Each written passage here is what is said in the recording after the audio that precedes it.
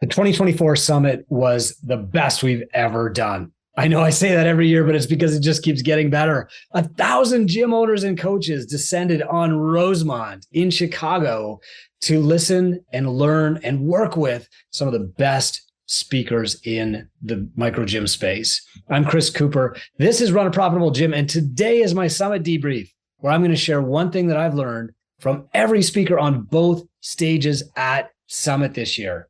Of course, there's so much. And the point of Summit is not just to have you come and sit in your chair for 16 hours over the weekend. It's to come and do work with the speakers. It's to come and be inspired. It's to come and make friends with other gym owners. Many gym owners now bring their teams, and those teams get stoked up. In fact, secret tip, when you're thinking about registering for Summit 2025, which is back in Rosemont next year in June, bring your team, because if you put your team in the coach's room and they get coaching on sales training, or they learn how to build a kids program, or they learn how to implement nutrition coaching, that will pay for your summit trip for you and the entire team. It's an amazing way to just maximize your ROI. This year, the summit in Rosemont was sold out. We had 1,000 of us there. We can't take any more. We're back in the same venue next year. It will definitely sell out too. You can get your tickets at the early bird rate right now at twobrainsummit.com. Just go there and book for 2025. Get yourself a ticket if it's your first year. If you're coming back, make sure that you get your coaches tickets, because the coaches room usually sells out quickly and the whole thing will sell out for sure. Okay, let's get into the speakers and what we learned. I'm going to actually start with the owner's stage here, because that's where I spent all of my time. And this year, man, I was so torn between the two stages. I wanted to run back and forth, but you couldn't, because the speakers on the owner stage were so compelling that you just couldn't get up and leave. I've been to so many business conferences and seminars and summits in the past where you're waiting for kind of the weaker speaker so that you can go and get lunch. I remember doing this at one of Gary Vee's events. And this year, that was impossible. A lot of people, not only would they stay in the summit room the entire time, listen to the speakers, even if they had a little kid or a baby with them, but when lunchtime rolled around, they wouldn't even go out and get lunch. They would stick around and talk to the speaker. They would line up or they would to get their book signed by one of the speakers, or they would start talking to the people around them. And they would just get so wrapped up and so excited about their business that they would forget to go out and get lunch. It was wild. So let's start on the owner's side. Now, we have two stages going at the same time. One is for owners, one is for coaches. And our theme this year was virtuosity. And the point of virtuosity is that most of us are too distracted by chasing novel ideas. Oh, here's that new book I read. I just heard this on a podcast. I got to try it. And we don't see the idea all the way through until we're attracted to the next thing. And as a result, we don't get things done. And we never, ever, ever repeat things, even when they work. You know, this is true in your gym. It's also true in your gym business. And so that was our theme this year. And Jason Khalipa led us off with a talk about the AMRAP mentality. If you're not familiar, if you don't own a CrossFit gym, the term AMRAP is as many rounds as possible or as many reps as possible. And the AMRAP mentality can be boiled down into this. Set yourself a specific time window for working on each thing, and then focus all of your attention on that thing while you're working on it. So for example, every day I do one thing to grow my business before I do anything else. I come downstairs into my basement, I've got a cup of coffee, and I spend the first 25 minutes of my day doing one thing to grow my business. I don't check email. I don't check social media. I don't watch TV. I don't read the news. I do one thing to grow my business. That thing changes day by day, but I've got a set pattern. So every Monday, I do a blog post. Every Tuesday, I do social media planning. Every Wednesday, etc. Jason's point with it, the AMRAP mentality, is that you need to be all in on what you're doing right now without distractions. So if he's with his wife, he is all in on being with his wife. If he's working out, he is all in on working out. This is a skill that you have to practice over time, especially as a gym owner, when we're trained to just react and react and react, and we've got our phone on all the time and we're getting pinged with notifications while we're trying to do a workout. We have to build this skill. And at first, maybe you can only do that for 10 minutes at a time. Then you have to push it to 15 and then 30 and then 60. And you have to learn how to focus. Focus is a skill. I recommend that you set up focus windows through the day where you do your AMRAP mentality. You set a timer, 20 minutes, 25 minutes. First focus window, grow your business. Do one thing to grow your business before you do anything else. Second focus window is maybe emails and social media. Boy, that's a hard one to turn off. Third focus window later in the afternoon is maybe your workout where you turn off notifications. But the key is that you not just mix up your priorities. You don't try to multitask. You focus hard on one thing at a time. And that's what you do. And it goes for your personal life too. It was a powerful message from Jason. He was really, really, really on this year, as he always is, but so focused and dialed in. And I can't wait to have him back again next year. The next speakers were a pair of mentors from the Two Brain team. There was Kieran O'Dwyer and there was Nick Habich. And Kieran was talking about lead generation and Nick was talking about sales. Now, these are both amazing speakers. And what Kieran taught us was so powerful that I took a picture of his slide, and it was one of the best slides of the whole weekend. Basically, what he told everybody to do was schedule time every single day to do one marketing task. And so he had people doing the work right there. We were using a strategy called the 5130 post, and he had people set 3 alarms on their phone for that day. First to make a 5130 post, then to send it to their email address, and then to do follow-ups with leads. Then he had them set calendar appointments for the next day, 2 days later, and 7 days after that to follow up with other specific actions. This is one tiny tactic, but it's a great illustration of virtuosity. And some people in our program, they learn the 5130 post, which is just a social media post to attract new members. They make that post once, and then they never do it again. But the reality is, instead of learning the next thing, you're actually better to do the 5130 and then do it to your email list and then do it again and then do it a slightly different way. Do it for your youth program or whatever and keep repeating that over and over. And Kieran taught us exactly how to do that using one tactic, let alone the 50 tactics that are in the Two Brain toolkit. Then Nick Habich took the stage. And Nick talked about conversations that lead to conversions. The amazing thing about Nick is he's so personable. It's somebody that you just like to go have a beer with or do a workout with. He's a lot of fun. He's very charismatic. He's funny. And when he's up on the stage, you just want to talk to him. But he's also an amazing salesperson. And the two are not in conflict with one another. Nick is extremely honest. He had a really funny story about signing up for the Army when he was a kid. And the recruiter made him some big promises. Like he thought he was going to get a $40,000 signing bonus. If you're ex-military, you're probably laughing at that, as the audience was when Nick was talking.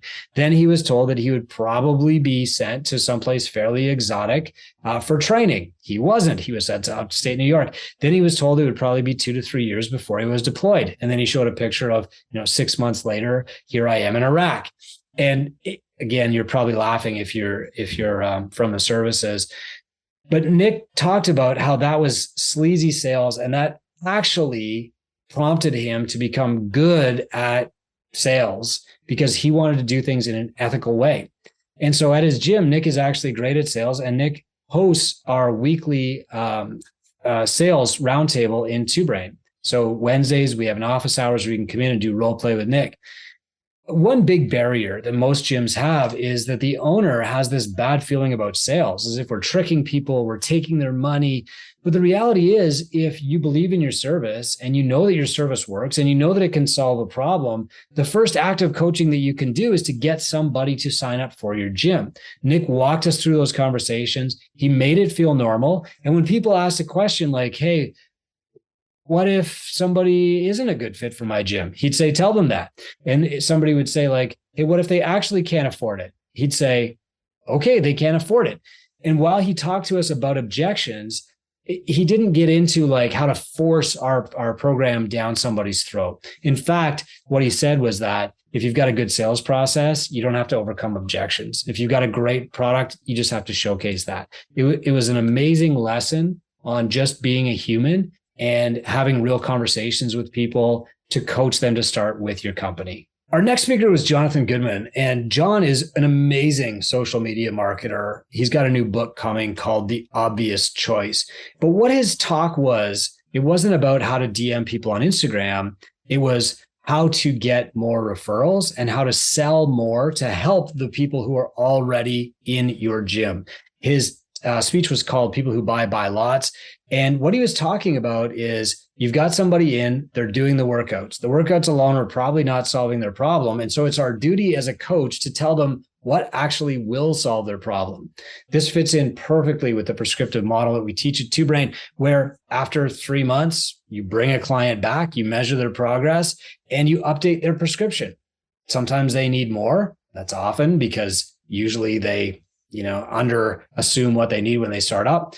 Sometimes they need less. I've told a client they need to take time off or they need to just follow a walking program for the summer. But the point is that prescription is being updated. And every time you do that, you're forging a deeper and deeper and deeper relationship with the client. John also focused really heavily on referrals. And he talked about how to make your gym the obvious choice for people in your locality by working with other businesses, partnering with them. Now, we don't mean setting up a formal partnership agreement where you agree to refer 5 clients a month and I will pay you $20 every time you do. He talked about forming relationships with these people so that when they are asked, which gym should I join, you are the obvious choice. So for example, you want the local hairdressers, you want the neighbors coming into your gym and working out. Even if that means you're going to do like a lunch and learn seminar for them, even if it means that you invite them to bring their staff in one night after you close and you're going to do a workout, maybe you don't sell to people from the staff, but you become the obvious choice when they are asked. For example, if you've got a hairdressing salon across the road from your gym, you want them talking about your gym because these are people who have conversations all day. And when somebody's sitting in their chair, they've got the little apron on, they're getting their hair cut, and they're looking across the road at your gym, they'll say, hey, what's that gym like? You want the hairdresser advocating for you, not just shrugging their shoulders and saying, I don't know. They play loud music and they're there at 6 a.m. So that's the key, is becoming the obvious choice in your neighborhood. Our next speaker was Joleen Bingham, and Joleen is the lead of our Tinker program. And she talked about building a world-class client experience in your gym. A lot of the Tinkers recently have been reading the books and studying Setting the Table, Unreasonable Hospitality, books like that. And while it would be amazing if all of us could provide the level of service that you would get at a Michelin-starred restaurant, that's not realistic for overworked gym owners. Most of us are owner operators. We run our gym too. We can't be thinking about, how are we polishing the barbells after every class? But that's luckily not required to provide a world-class client experience. What is required is the attention to the things that you do with the clients while they're in their gym. And these are often way more important than your programming. They're way more important than what your coaches are wearing. These are things like greeting the client by name, knowing enough about the client that you can talk about their families and their friends, knowing the client's exercise history, explaining to the class or to the client, like, what is the intent of the workout and how will it help you? Also giving people just an amazing welcome to the gym. A lot of the reason that people don't join gyms is not the price. It's all up here. They're scared. They're intimidated. They don't know anybody. And so Joleen talked about how to create that world-class customer experience, and it includes introducing new people to other people. This is something that a lot of us forget. We get down in the weeds and it's 5 a.m. and we don't want to be at the gym again today. And we mopped till 9 last night and you're strung out and you're tired and you got your hood up and you don't really look professional. Maybe you haven't even brushed your teeth yet. And these people are coming in the door. And what's most important, because you're the first person they've seen today, is that they get a, hey, good morning. You got your game face on, and that they get an amazing welcome, that they have a great time, that they are celebrated, because these are things that they don't get anywhere else in life. And that's what an amazing customer experience is all about. It's not how many certifications or degrees you have. It's not where you buy your programming from. It's not how many glute ham raises you have. It's, does the client value the experience? And to do that, you have to know what the client values in the first place. The next 2 speakers on the owner stage were John Franklin and me. And we really hit hard the notion of virtuosity. So John talked about how to get to 100K, and he actually went step by step in doubling the size of a revenue in a gym. So what he did was basically went through each of one of our metrics and said, okay, look, if you can improve length of engagement by 4 months, you can increase your net owner benefit by up to $40,000 a year. That's take home. And then he said, here's our top strategy for increasing length of engagement for retention. If you can increase your ARM by X amount, then you will earn an extra $20,000 a year. And then he gave like one specific strategy for increasing ARM. And then client headcount, he went through that, and sales, he went through that. And then he said, okay, now if you do all of these things together, you stand to earn another $100,000 a year in revenue top line, or $50,000 a year in net owner benefit take home. And what's interesting was he just repeated the stuff that everybody in Two Brain has been taught, but usually fails to repeat because we're searching for the next thing all the time. I'm guilty too. I don't mean to point fingers. This is every entrepreneur. What's the next thing? What's the next thing? I need to learn it before my competitors do. When the reality is that if you work with your mentor, if you look at your numbers and you say, oh, this thing was most successful, and you just repeat that thing over and over to increase ARM, and you find the best way that you're acquiring clients and you repeat that over and over, and you find the best way that you're increasing length of engagement and you repeat that over and over, all you have to do is just keep repeating those things in the strategy that we call the Simple Six, and you will grow really, really fast. He talked about that for 30 minutes, and I saw a lot of forehead smacks. And so the top lesson from John is look at your metrics, work with your mentor, decide what's working the best for you right now, and repeat that for several months and just watch your revenue and net owner benefit grow. From there, I talked about the journey from $100,000 in income to $1 million in net worth, what comes after $1 million in net worth, and finally, the golden age. You and I as fitness entrepreneurs have a unique opportunity that has never happened in the history of humanity. And that is what we call the golden age, where we have both wealth and health at the same time. You're going to get to wealth at a much younger age than anybody in history because you're an entrepreneur. You have leverage over your income and your time. Wealth is freedom of income and time. You're also going to stay in health for anybody longer in history. You're going to live longer and you're going to be healthy right up to the end because you're in fitness. And this combination of wealth and health is going to create this golden age for you that's going to last maybe 30 years. If you think about your parents, they probably had a golden age of about 5 to 7 years where they retired with enough wealth in their savings and their pension plan to not really have to work anymore. And maybe they had enough health at age 65 that they could golf. But after about 5 or 7 years, they put down the pickleball paddle and they stopped traveling and they sold the little trailer in Boca Raton, and their golden age came to an end because while they still had the wealth to survive for another few years, their health was pretty much used up. We are going to have 30 to 40 years of wealth and health at the same time. You're going to get to wealth by the time you're 50. You're going to stay in health until you're about 85. This has never happened in the history of humanity. But if you think about all of the people who have pulled humanity forward, they all did it in this very short golden age where somebody sponsored them.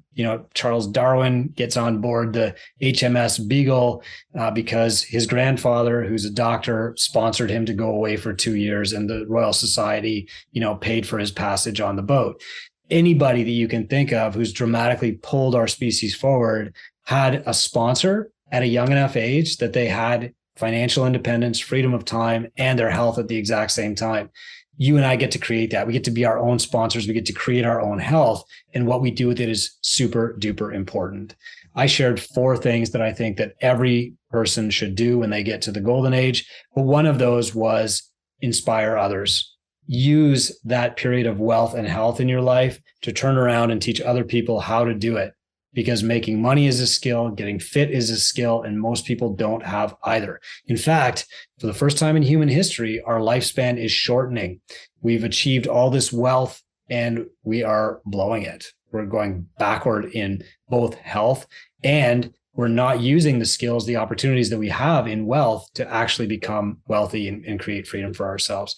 So I shared 4 tips that people have to do once they get there. I told people how to get to their net worth goal and retire. And I also talked about how to become a millionaire.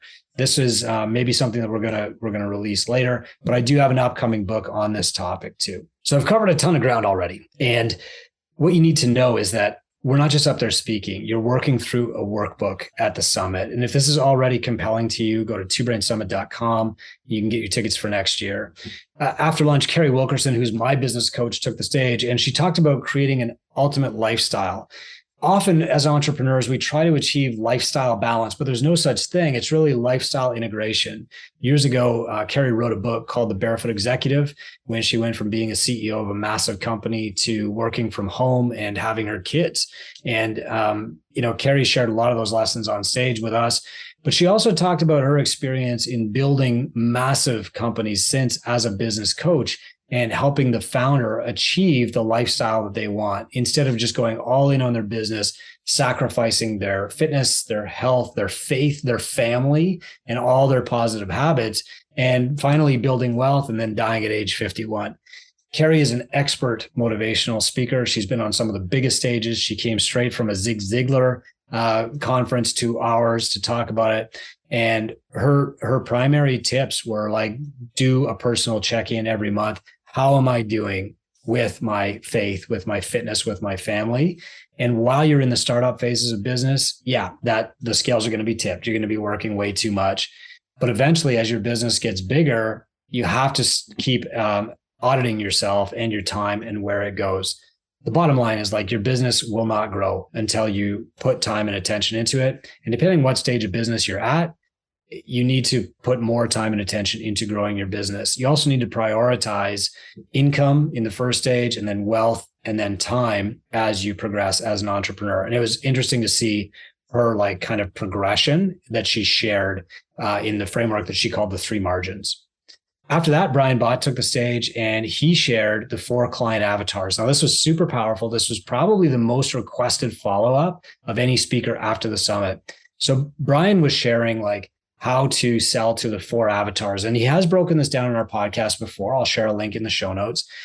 He's talking about how to talk to each one of these avatars. So you've got like the expert introvert who knows everything about fitness, everything about your product. They don't want to be in a group setting. You just have to convince them that you know as much as they do and that you're being guided along a logical plan. At the other end of the spectrum, you have kind of like the extroverted person who doesn't know anything about fitness. They want to party. Their friends are doing this. They want to be part of it. Let's go. Get me into your group program. I want to do what they're doing.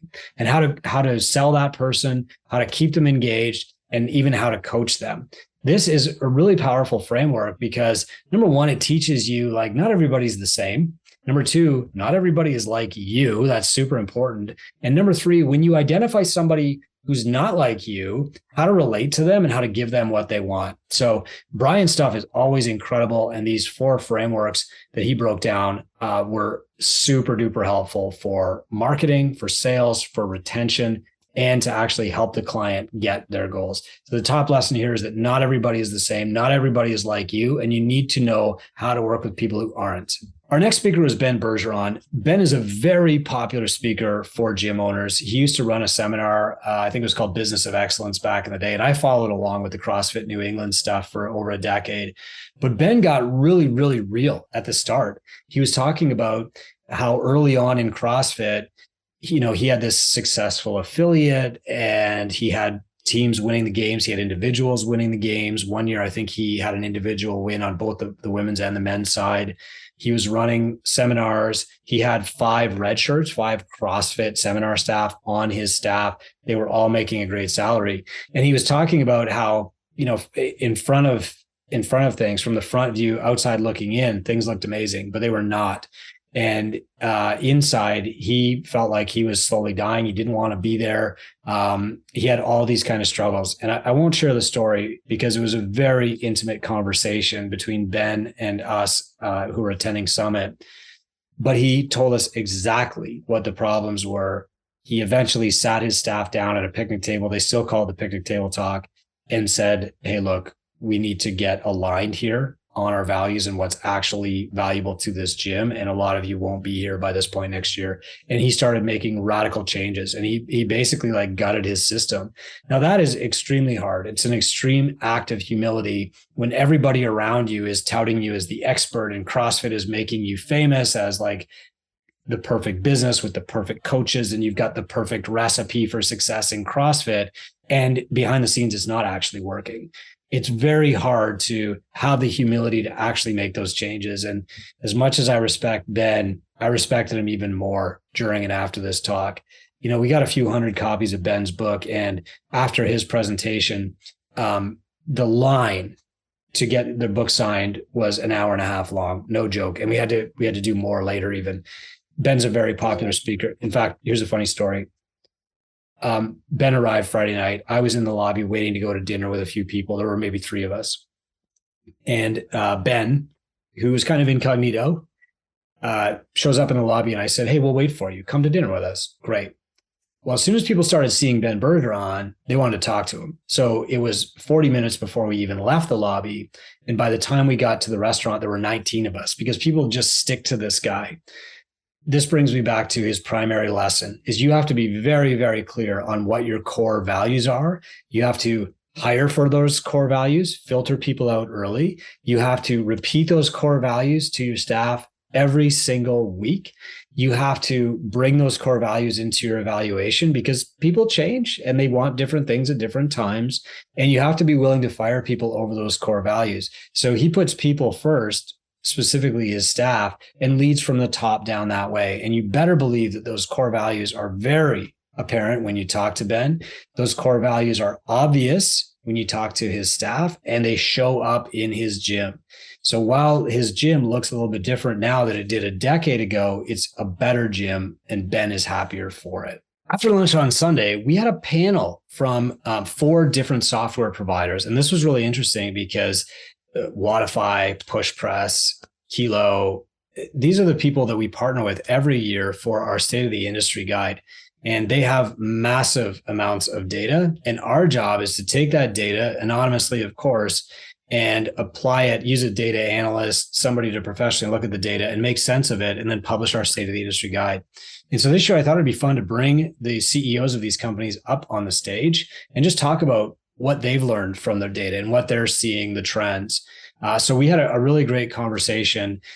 I did learn a couple of things. Number one, that across the board, all the CEOs believe that we should be focused on client retention, not acquisition. And this was interesting to hear because a lot of these software companies now have added, acquisition funnels so they can do lead nurture for you. They might integrate with a website or whatever. But really, they're all saying like retention is the key to long-term client success. And Brendan Rice from Wodify actually made a really interesting point. Now, Wodify hires 3 or 4 data analysts, data scientists to work for them all the time. And one thing that Dave noticed that really stood out is software adoption matters in long-term client retention. So if your clients are taught how to use your tracking software and they use your software and they don't hate it, there's not like 5 different apps that they have to use, they're actually likely to stick around.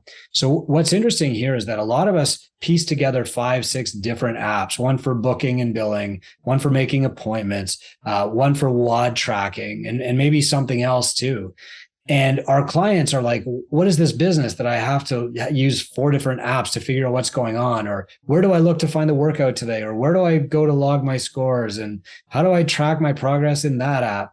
And this actually leads to frustration on their part, and it undermines the efficacy of your other ops, and they might quit over software. Let's put it that way. If they can't figure out how to use your software, they are going to say, I can't figure out how to use this service. I'm not getting good value. I'm out. And they might actually quit. So software adoption is key, and people should be training people on how to use their software and choosing software that's simple. Wrapping up our stage this year was Brian Chontosh. And now Brian, if you look at his Wikipedia entry, I mean, the guy's a war hero. You know, one of the stories on Wikipedia is that he got ambushed while he was in Iraq with his platoon or his group of Marines. I'm sorry if I got the lingo wrong there. And when his M16 ran out of ammunition, he took a weapon from an enemy soldier and killed 20 people. And like saved his platoon or his group or whatever. I mean, the guy's a hero. Recently, he rowed across the Atlantic and to raise money for the Big Fish Foundation, on which he speaks now. He's also married to Nicole Carroll, if you're a CrossFit fan. And so I asked Tosh to come in and share lessons on leadership. And what's really amazing is this guy has degrees in leadership, but he also has real world battlefront experience in leadership. Like he knows what works. And he talked, instead of, here's the latest strategy on leadership, you got to do hard things, you got to come to my ranch and do an overnight thing. What he actually talked about was what's most important to develop. There's the sense of self that you have, There's the sense of self that other people have, or the perception that they have of you. And then there's this future self that you're trying to develop. And his point was that if you're always trying to develop that future self, how did I get better today? How am I making myself better? Does this action make me better in the long run? If you're constantly working on that, then the way people see you and the way that you see yourself will converge on that and get better and better. Maybe you need to work on how you see yourself. Maybe you need to put a little bit of time into talking to your staff and talking to your clients so that they see you. But the real effort and the bulk of your time should be spent on improving the person that you will be, the person that you're becoming. It was an incredibly powerful speech.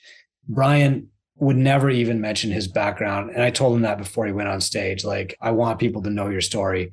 He's too humble to share it because that's the kind of person that he wants to be and he's growing into. It was a very emotional session for a lot of people in that room. I know that a lot of people were late for their flights, late getting their Ubers, late to meet their teams because they did not want to leave. They were hanging on every word Brian said. And at the end, we managed to raise $5,000 for the Big Fish Foundation. We made that donation yesterday. We're incredibly proud to support them and to have Brian on stage. So that has already taken me about 30 minutes to explain just the owner's side stage. But we also have a separate stage for your coaches. And the point of this is to help you improve your product. We want your coaches to be better. We also want them to have opportunities to grow as an entrepreneur, building on your platform, growing the pie for you and for them and for the clients, improving your service, getting your clients better results, helping your clients in other ways. And a lot of people bring their staff to Summit because they say, well, the ROI is massive. And, while like growing the owner grows the business, so does improving the staff and the product. In the worst times when you're struggling, your business shrinks to the level of your operations. And the better your operations are, the higher your baseline, your foundation. In good times, you grow to the level of the entrepreneur. And so the entrepreneur is the ceiling on your business and your staff is kind of the floor. And so you need to develop both if you want your whole business to keep growing.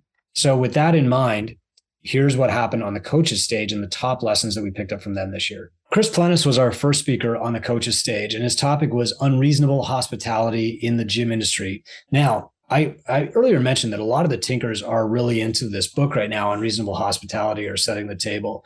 And if you haven't seen the Netflix show called The Bear, the whole series, especially the second season, is really about this book. And Chris and Nick Habich, to do research, actually went and visited the Chicago Original Beef restaurant where The Bear is set. They're really into this. And what Chris really wanted to teach your staff was similar to what Joleen was teaching the owners on the owner stage. And that is what actually benefits the clients, what's actually important. And it's not how fast your barbells spin, and it's not the programming, and it's not spot the flaw. It's how warmly they're welcomed. Is the gym clean? Is it ready for them? Is the atmosphere exciting? Do they go home talking about it? Or are they talking about the romance between the two coaches? Or are they talking about, oh, geez, I didn't want to do burpees on that dirty floor? That's what's really important here. And hospitality is more than just having a clean and beautiful environment. Hospitality is greeting people by name, knowing what they want, anticipating their needs, going out of your way to do special things. Chris is a master at this, and he was teaching people how he acknowledges, recognizes, and talks to his clients in ways that other gyms don't. Chris is, of course, a very mature gym owner. He's done a lot of things, and some of the things that he does, you're not ready for in your gym yet. He's set up a charity within his gym that funds memberships.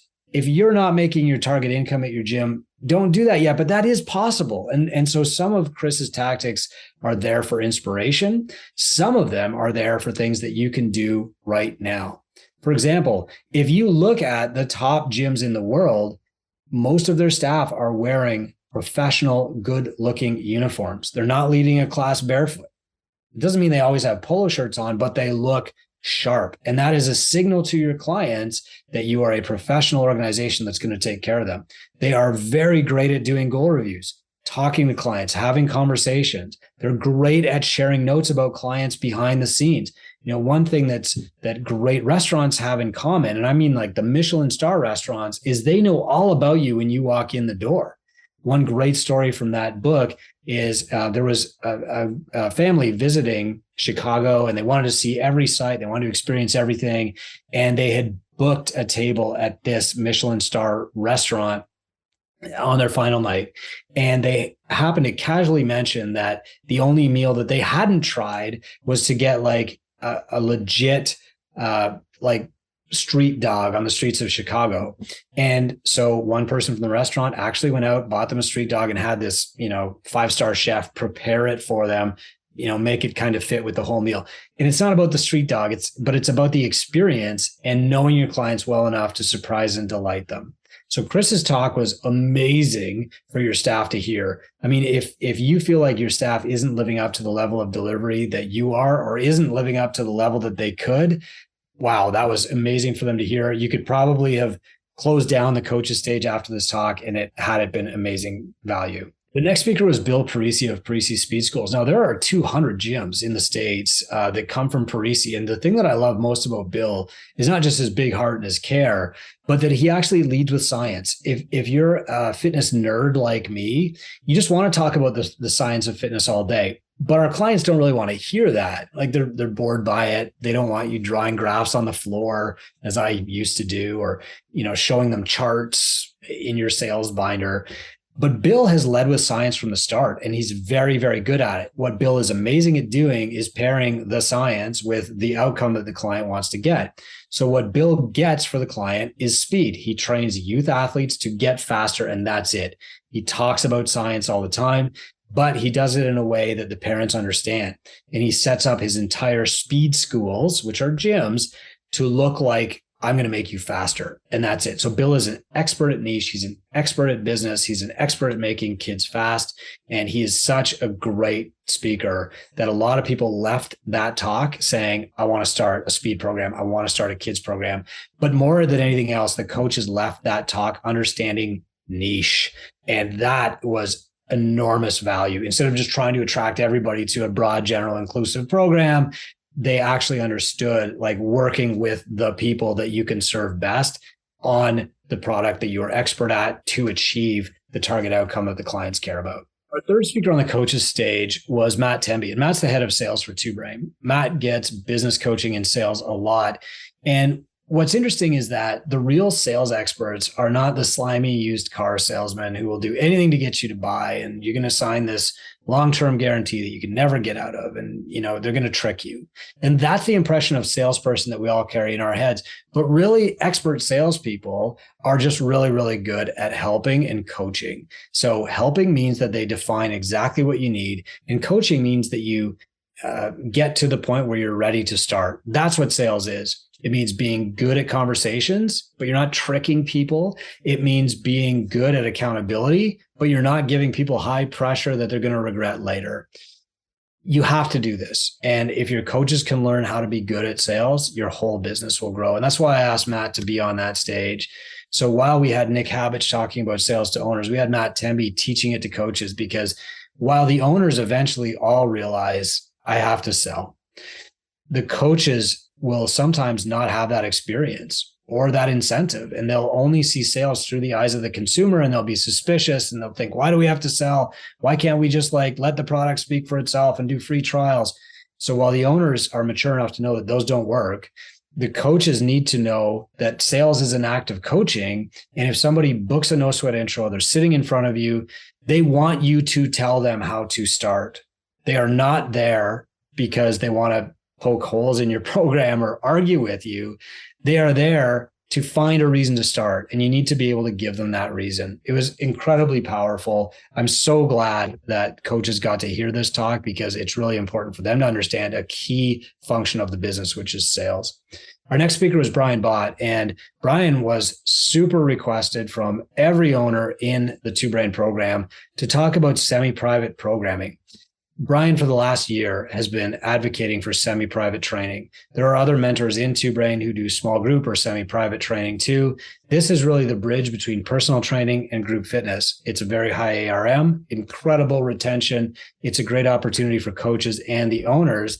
And what we're seeing in the data is that the semi-private gyms in Two Brain are slowly rising to the top of revenue leaderboards, ARM leaderboards, length of engagement leaderboards, profitability leaderboards. And so Brian was talking about one of the missing links, and that's programming for semi-private. So let's talk about what semi-private is. Semi-private is when you're doing personal training with about 4 people at a time. And semi-private is different from small group training because of the programming. In a semi-private model, each of the 4 people in front of you are following their own customized special program, and the coach is going from one person to the next, coaching them, teaching them, supporting them, but they're all in the room at the same time. Small group is when you have 4 or 6 people and they're all doing the same program, and that program is changed every 6 weeks or so, depending on the needs of the group. So in a semi-private setting, maybe you've got one person who's working on their pull-ups, one person who's working on their deadlifts, one person who's working on aerobic capacity, one person who's working on their flexibility. In the small group setting, all 4 to 6 people are working on pull-ups this round. And then you audit. Now, this is what Greg Glassman did, that small group setting, and both can work. But the key is that there's a difference in the programming, and programming for semi-private is challenging because everybody has to have their own program, measure their own outcomes, and have that programming change. It's labor intensive, and Brian is a master at it. I mean, this guy has gyms in Jersey that are doing $1 million, and they're doing it in like 2,000 square feet.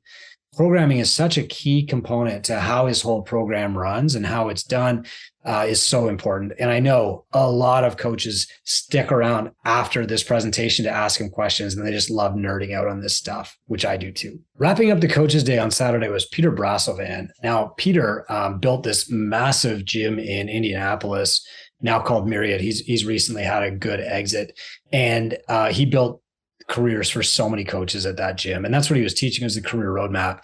He was teaching your coaches how to build careers in your gym. And it's not by asking for raises or taking a bigger slice of the revenue pie, because let's face it, that pie is not big enough.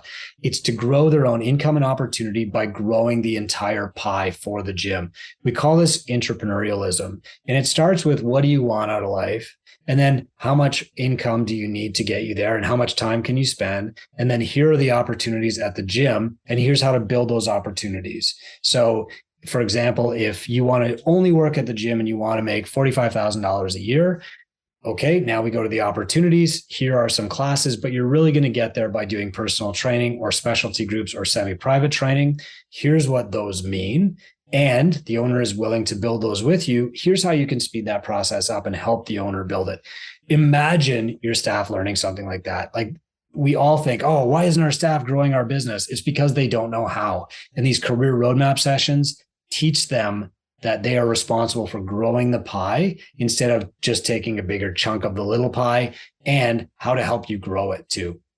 Crazy, crazy, crazy important session from Peter Brasselvan. One thing that he touched on there was building personal training and the value of it. Some people who work for you probably just do group training themselves. They've never done personal training, and they don't understand its value.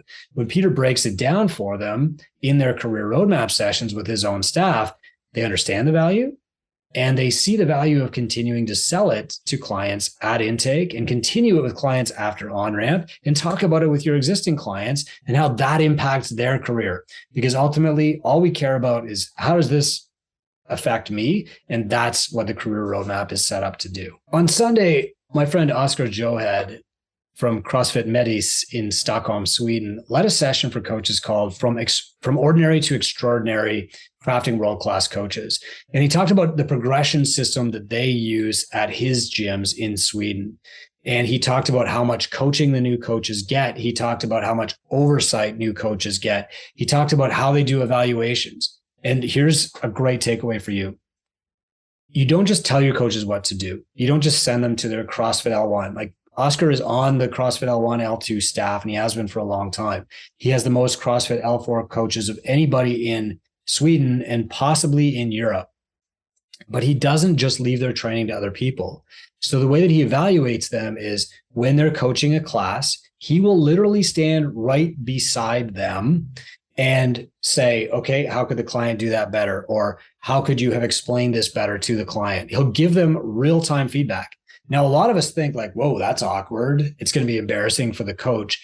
But if you do it the right way, it's not embarrassing for the coach. It actually shows that the coach is growing and invested in being a better coach. And the client sees it and says, these guys really care about the quality of coaching here.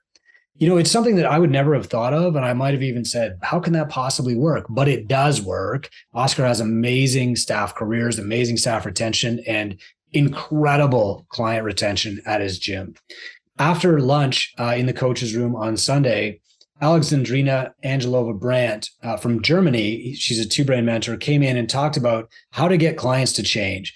Look, we're all in the outcome business. We're not in the product business. We're not selling programming. People can sell programming online. We are in the business of getting people results. And the best way to get them results is to get them to change their habits. And so Alexandrina's, we all call her Alex. Her presentation was a guide to transformative communication with clients.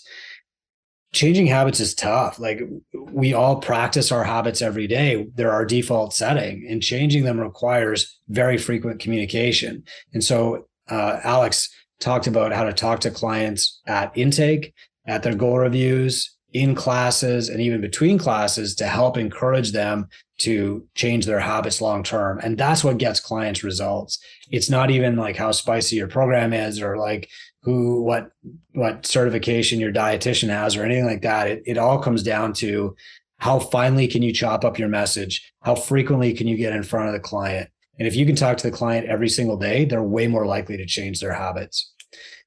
Sunday afternoon, we had Josh Malone and the others from the Mayhem Nation team. Now, Mayhem, just as a sidebar here, they did our morning workouts this year. We were so thrilled to have them. They ran some great workouts. I stopped in at 6 a.m. on Saturday. There were 150 people working out with Team Mayhem in one of our ballrooms, set up by Rogue. Rogue is a sponsor of this event, and they sent sandbags, they sent air bikes, they sent rigs, they sent dumbbells, they sent everything we needed. And Mayhem did a great job using that equipment. So this time they talked about handling the most difficult coaching challenges. And they were actually talking about delivery on the floor. And, when Mayhem speaks, like, your coaches listen in. And so a lot of coaches left that session and they're like hugging the owners. Thank you. I can't believe I met Khalipa, Bergeron, Mayhem all at this one event. I can't believe I got to spend an hour with Mayhem learning about coaching. It was just an incredible value for the coaches, and it really improved like buy-in for a lot of gyms. After that, Brian Foley, a newer mentor on the Two Brain team out of Ireland, did a session on how to grow a 50+ program in your gym. Bill Parisi on day one talked about growing a youth program and knowing your niche. Brian actually showed some facts and figures about the 50+ age group. These are people who usually are maybe entering their own golden age. They've got a little bit of disposable income. They're close to retirement, and now they're starting to think about their health. If their parents are still alive, they're probably not in great health. And so they're all in. From my own personal experience, doing this 50+ group really reminds me of the old days when I first opened a CrossFit gym in 2009. Like, they're all jacked to be there. They're all best friends. They're all really attentive. What are you going to tell me now? They're all like refreshing the workout at midnight. They all want to buy every t-shirt. They all want to look like, a Catalyst client. They're amazing. I love coaching them more than anybody else, to the extent that, personally speaking, we dropped our kids program this year to focus on having more time blocks available for the 50+ crowd. Brian told your coaches exactly how to build it, where to start. And his first tip was like, get the parents of your current clients in, invite them to come and try like your Legends program is what mine is called, or, Silver Sneakers, or whatever you want to call it. But everybody in your gym wants to get their kids in there, and they want to save their parents. And so they're likely to refer. And then finally, we closed out the coaches stage with an invitation to mastery, building a career in coaching with Josh Martin. Now, Josh is the founder of the Refined Art of Coaching, and he posts on Instagram and Facebook every single day tips for coaching. And it really comes down to virtuosity, mastering the basics and doing them every day. So instead of going to like the level 12 certification for gymnastics, your coaches are actually better to learn how to relate to people, to talk to them, to encourage them, to remember your members' names, to remember if they have a dog or not, to know their favorite car. Coaching is not a trick. It's not about like, let's ask the question of the day at the whiteboard. That's facile. It shows that you don't know enough about them. Real coaching is great when you greet somebody by name when they walk in, you high five them. Hey, how was that 5K this weekend? Hey, I saw you got a new car out in the back. That's so cool. It's knowing each member individually, even if you're coaching them as a group. It's having the skill of introducing them to the other members and forging those bonds with them. It's knowing what actually matters to coaching instead of just memorizing cues, instead of just being a better athlete yourself. And that's what John's all about, or Josh is all about at the Refined Art of Coaching. And that's what he brought to the stage. Mastery means doing the basics over and over and over, doing them and getting better at them, doing them when they become boring, doing them when it seems like, everybody knows that. That's what virtuosity is all about. And I wanted Josh to finish out the summit by teaching that to your coaches, that virtuosity doesn't mean learning new cues to teach the air squat. Virtuosity means helping your clients want to show up to do more air squats and pursue fitness for the rest of their life. I'm Chris Cooper. This is Run a Profitable Gym. That's my summit overview from 2024. We've already got tickets on sale for 2025. If you go to twobrainsummit.com, look, we sold 250 tickets on Sunday afternoon for the 2025 event. It's going to sell out. There will be 1,000 people there. The best gym owners and their staff in the world will bring in more top-notch speakers. The event gets better every single year. I really want to be there with you in person, and I hope you join. In the meantime, thank you for your service. Thank you for changing lives, and thank you for pursuing your own golden age for yourself and your staff.